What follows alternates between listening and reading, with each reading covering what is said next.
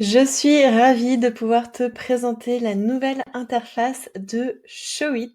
Il y a des petits changements au niveau du design, mais aussi de nouvelles fonctionnalités que j'ai hâte de pouvoir te montrer. Il faut savoir que fin 2024, début 2025, avec les Showit Design Partners dont je fais partie, on a pu tester cette interface pour remonter nos commentaires, suggérer des améliorations, et du coup, elle a vu le jour pour le grand public en février. Donc j'ai hâte de te montrer ce qui a changé. Il y a peut-être des choses que tu n'as pas remarquées, que je vais pouvoir te montrer pour que tu puisses exploiter cette nouvelle interface dès que possible et le plus efficacement possible. Donc d'un point de vue design général, il n'y a pas d'énormes changements parce que le but c'était pas de perturber tout le monde ni de devoir retourner tous les tutoriaux qu'on a tous faits. Donc c'est juste un design un peu plus clean, un peu plus moderne par rapport à ce qu'on avait, mais les choses sont globalement rangées au même endroit pour ne pas perturber trop. Et du coup, on a ce look quand même un petit peu plus moderne parce que l'ancienne interface commençait à dater un petit peu. Donc, c'est super cool. Et quelque chose que j'aime bien, c'est qu'on ait la page qui reste fixe quand on scrolle. Après, quand on arrive sur blog, ça reste fixe aussi. Comme ça, on se retrouve un peu plus, surtout quand on a beaucoup de pages, beaucoup de templates de blog. On voit bien si on se situe dans les pages ou dans les templates de blog. Et sinon, au niveau des éléments, il y a des petits changements. Comme ici, c'est pas la même icône pour du coup les guides. Et en fait, tout le look and feel, en fait, il est un peu plus épuré, moderne, classe. Et là, on a le début, on va dire, des plus gros changements. Ça va être dans le compte, donc en bas à gauche. Quand on clique dessus, on a la possibilité de changer de mode. Donc ça, c'est une grosse nouveauté. On peut maintenant passer en light. Donc ça, c'est une question de préférence. Il y a des personnes qui aiment bien les modes light, les modes dark. Donc là, on peut choisir. Et si on met système, en fait, ça va détecter sur le système de l'ordinateur si on a choisi un thème light ou dark et du coup s'adapter à ça. Moi, je suis plutôt team dark.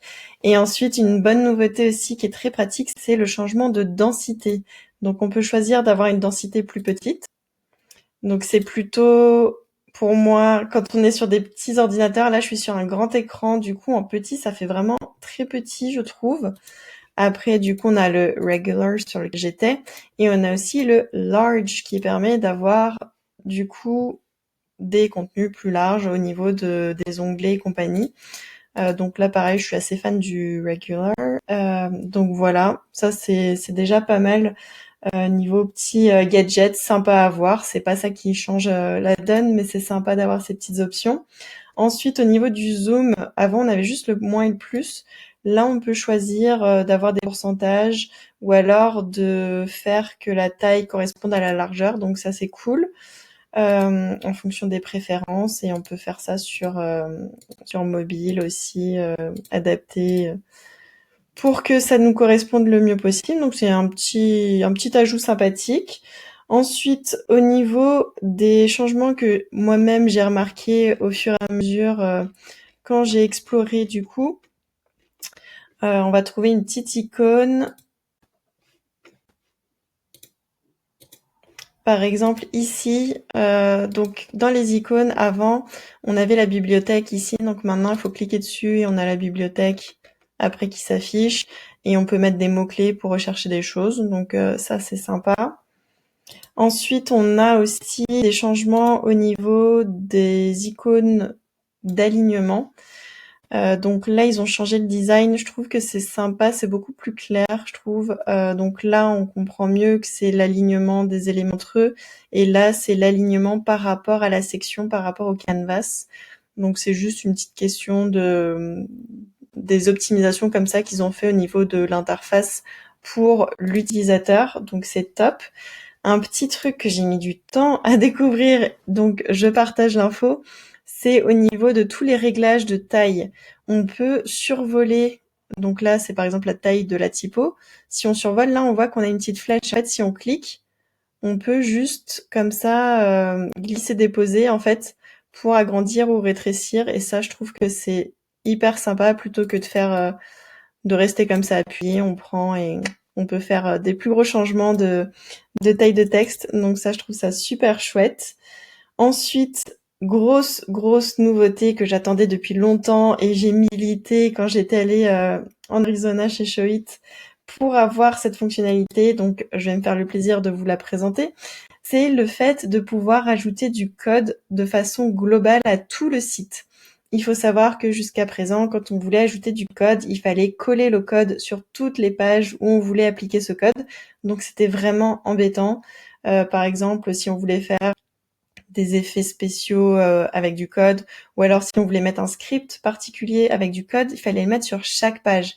Ça va quand on a 5 pages, mais quand on en a des dizaines, c'est quand même assez embêtant niveau temps. Donc maintenant, il suffit d'aller dans Site Settings, Add Custom Code, et du coup, on peut rajouter du code. Donc quand on clique Add Code to, on peut choisir du HTML dans la balise head, du CSS dans la balise head, ou alors HTML en début ou en fin de page. Et en fait, quand on clique là-dessus, après, on colle notre code et il est automatiquement appliqué dans le head de toutes les pages en fonction des canvas sets. En fait, ça va être appliqué au canvas set. Donc, ça sous-entend qu'il faut utiliser la fonctionnalité canvas set qui date maintenant il y a pas mal de mois. Donc, le canvas set, ça te permet d'avoir, par exemple, ton header et ton footer appliqués à plusieurs pages. Et du coup, ça permet ici maintenant en plus d'avoir un code appliqué aux différents sets. Donc si tu veux que ça soit sur tout ton site, donc tu sélectionneras tous les sets et il faut juste que tes pages aient un set. Voilà, c'est juste la petite nuance qu'il faut garder en tête. Et après, on peut supprimer. Et au niveau des intégrations, ils ont aussi rajouté, donc avant, on n'avait que Google Analytics. Maintenant, on peut aussi mettre Google Tag Manager et le Metapixel si jamais on veut l'ajouter ici. Donc avant, il fallait l'ajouter en code sur les pages. Maintenant, on peut le faire ici d'un point de vue global pour tout le site. Donc voilà pour les fonctionnalités. Donc l'interface, elle est plus clean.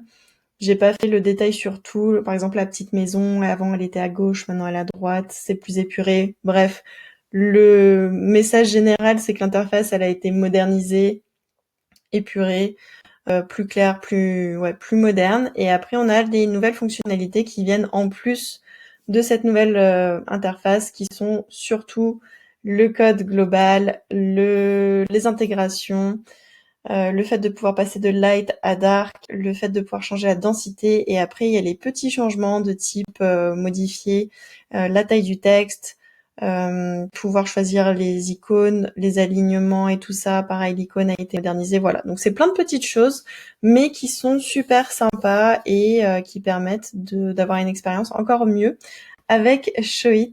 Et si jamais tu n'es pas encore sur Showit et que c'est quelque chose qui peut t'intéresser, sache que tu as un mois offert avec mon code ASPEN, A-S-P-E-N. Donc n'hésite pas à créer un compte sur Showit, c'est gratuit, et utiliser mon code pour avoir un mois supplémentaire offert. Et comme ça te permet de tester la plateforme pour voir si elle te correspond. Et en tout cas, ce qui est top aussi, c'est que c'est une plateforme qui est très à l'écoute.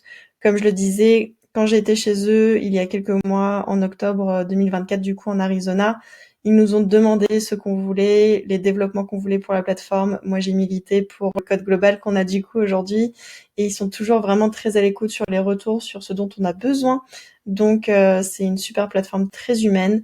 Et si jamais tu veux ce type d'infos sur l'interface, les nouveautés sur Showit, n'hésite pas à rejoindre le groupe Facebook que j'ai créé pour justement partager les sites Showit, demander du feedback, demander à l'aide en français. Du coup, c'est le premier groupe Facebook francophone, le premier groupe francophone tout court au sujet de Showit. Et je partage aussi ce type d'infos quand il y a des nouveautés, parce qu'en tant que design partner, on a les infos en avant-première. Donc, ça me permet de dire ça aux personnes qui sont dans le groupe avant que les infos soient plus publiques, plus diffusées sur YouTube, par exemple, ou d'autres endroits. Donc voilà, c'est tout pour moi aujourd'hui. J'espère que tu vas bien kiffer cette nouvelle interface Showit et je te dis à très bientôt.